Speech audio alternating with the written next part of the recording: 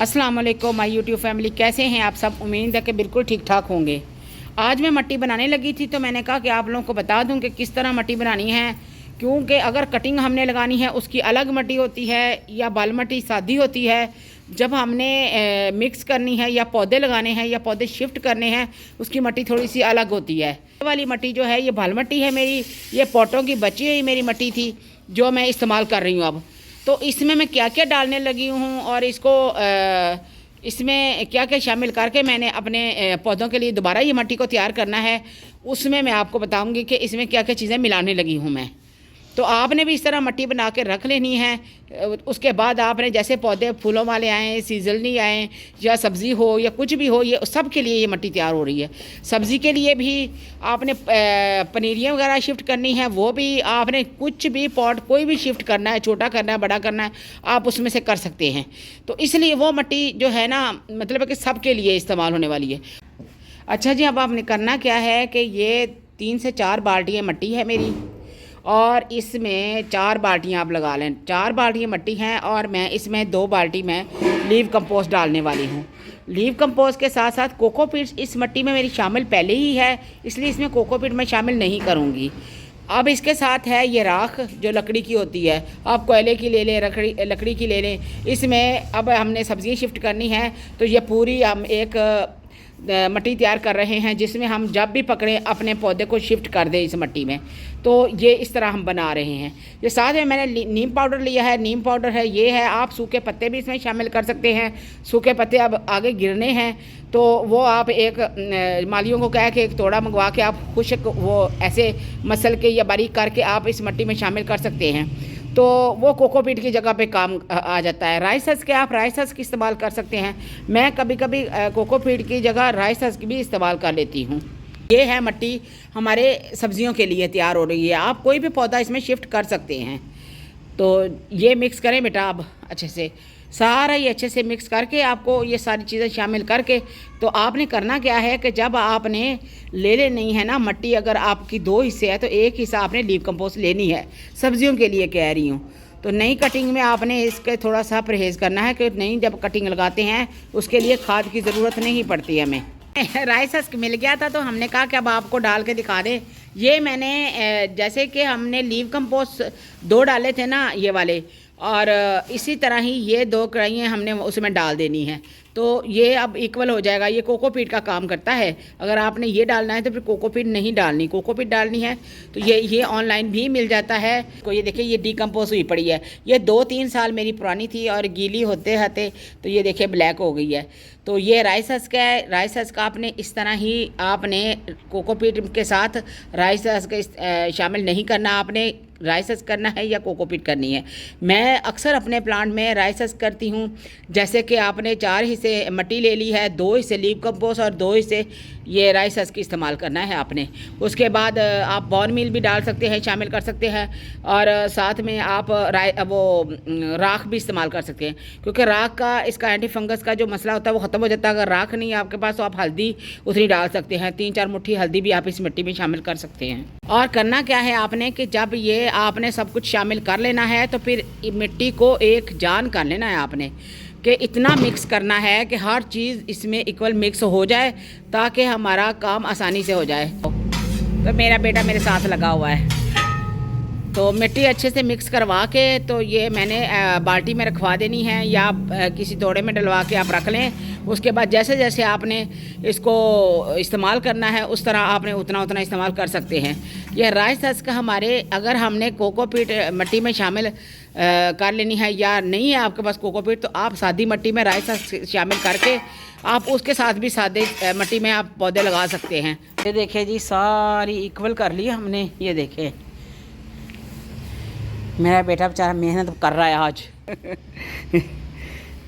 जब मुझे कोई मिलता नहीं है ना मेरा बेटा ही काम आता है मेरे। फिर ये देखें इस तरह आपने एक जान कर लेना है। उसके बाद आप जिस मर्ज़ी सब्ज़ी में इस्तेमाल करें, आप अपने गमलों में भरें, जिस तरह मर्ज़ी आप पनीरी वगैरह शिफ्ट करें, आराम से इसमें कर सकते हैं। अच्छा, आगे गर्मी आ रही है तो आपने इसी तरह बना के मट्टी रख लेनी है आराम से। अब मेरे पास कोई भी ना हो तो मैं पौधा आराम से शिफ्ट कर लेती हूँ, तो मट्टी में इससे बनवा लेती हूँ। उसके बाद फिर मैं आराम से अपना काम करती रहती हूँ। अब हम इसको सारा को भर के रख लेंगे। ये बाल्टी पड़ी है, इसी से मैं भरवा के रख लेती हूँ। जब मुझे कहीं इस्तेमाल करनी हो या कोई चीज़ शिफ्ट करनी हो या कोई भी पौधा शिफ्ट करना हो, फूलों वाला, फलों वाला, तो इसमें आप आराम से कर सकते हैं। वो मिट्टी हमारी तैयार होगी हमारी सब्जियों के लिए। अब ये मिट्टी तैयार कर रहे हैं हम कटिंग के लिए। आगे हमारी कटिंग लगनी है, तो इस तरह हमने पहले अब ये मिट्टी शामिल करेंगे। मिट्टी बेटा पहले मिट्टी गिराओ, आप उसको छोड़ दो भी।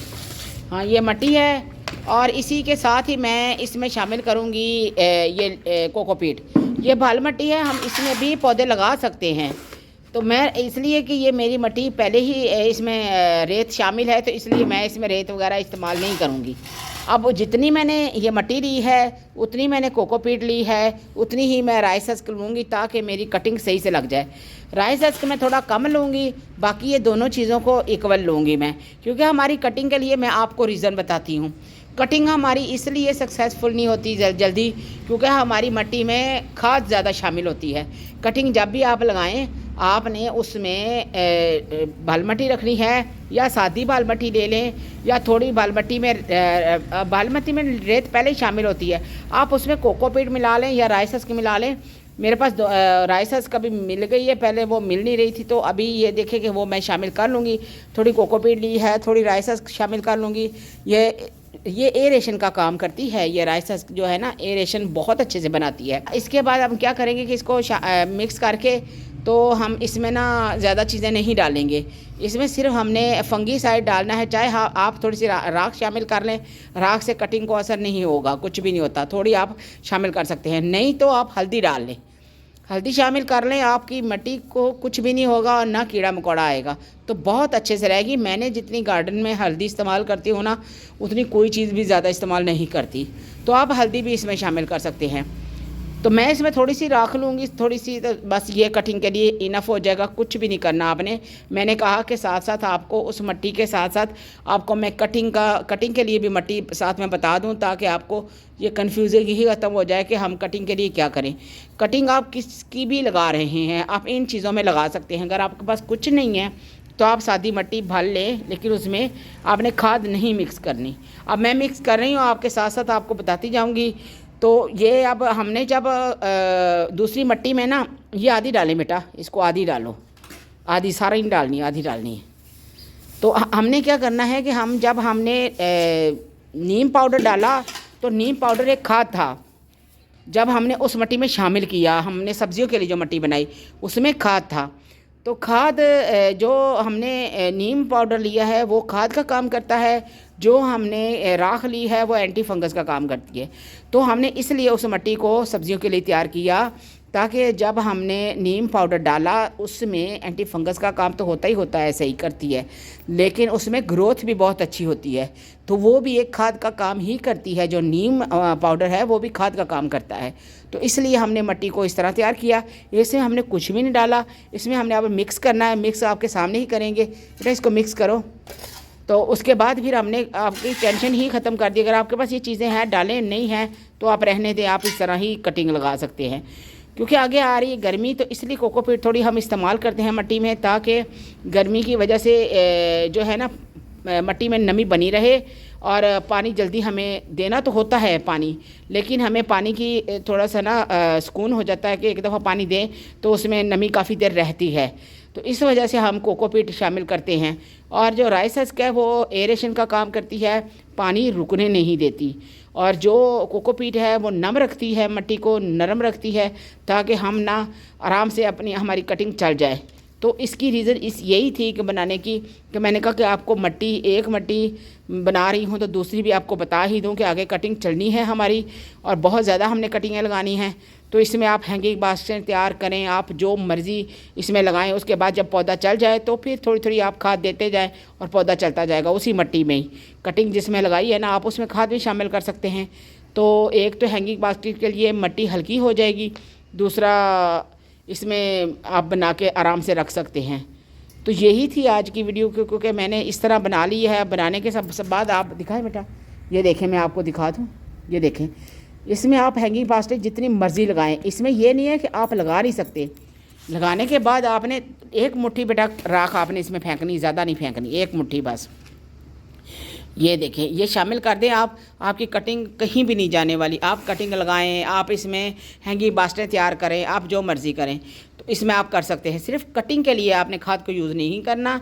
इसमें अगर आपने हैंगी बास्टें लगानी है, तैयार करनी है, तो आप उसमें आप नीम पाउडर डाल सकते हैं, आप राख डाल सकते हैं, हल्दी डाल सकते हैं, लेकिन आपने हर चीज़ इकट्ठी नहीं डालनी, ये मैं आपको बता दूँ। तो आपने हैंगी बास्केट के लिए इस तरह मट्टी तैयार करनी है, तो उसमें आप खाद डालें, उसमें कुछ मिक्स कर सकते हैं, लीव कंपोस्ट भी मिक्स कर सकते हैं, लेकिन इसमें मैं कुछ मिक्स नहीं करूँगी अभी, क्योंकि अभी मुझे इसमें सिर्फ कटिंग लगानी है। कटिंग के लिए मैंने मट्टी अलग तैयार करवाई है, दूसरी मट्टी के लिए वो जो सब्जियों के लिए और दूसरे पौधों के लिए मट्टी मैंने अलग तैयार करवाई है। तो ज़ाहिर है कि छोटे छोटे पौधे होते हैं, हमने कटिंगें भी लगानी होती है, तो इसलिए मट्टी का आप ख़ास ख्याल रखा करें, मट्टी में ही पौधे ने होना होता है। तो इसी के साथ मिलती हूँ नेक्स्ट वीडियो में। अपना ढेरों ख्याल रखिएगा। ओके, अल्लाह हाफिज़।